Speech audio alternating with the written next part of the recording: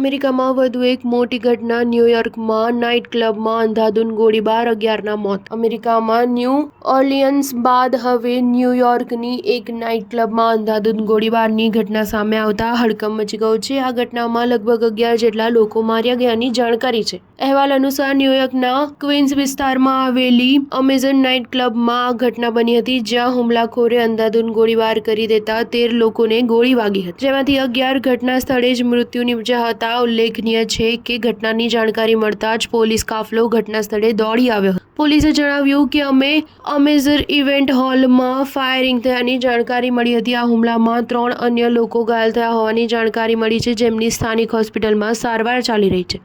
હાલમાં પોલીસે ઘટના સ્થળને ઘેરીને વધુ તપાસ હાથ ધરી છે. હુમલામાં 2 લોકો સામેલ હોવાની પણ આશંકા વ્યક્ત કરાઈ છે. હજુ સુધી કોઈ હુમલાખોર હાથમાં આવ્યો નથી. અમેરિકામાં નવા વર્ષની શરૂઆત લોહિયાળ આતંકવાદી હુમલા સાથે થઈ હતી. લુઇસિયાના રાજ્યમાં આવેલા ન્યૂ ઓર્લિયન્સમાં નવા વર્ષના પહેલા દિવસે પિકઅપ ટ્રક લઈને એક હુમલાખોર ઉજવણી કરતા લોકોની ભીડ પર ફરી વળ્યો હતો, જેમાં તેણે 15ને કચડી નાખ્યા હતા અને 30થી વધુને ઈજા પહોંચાડી હતી.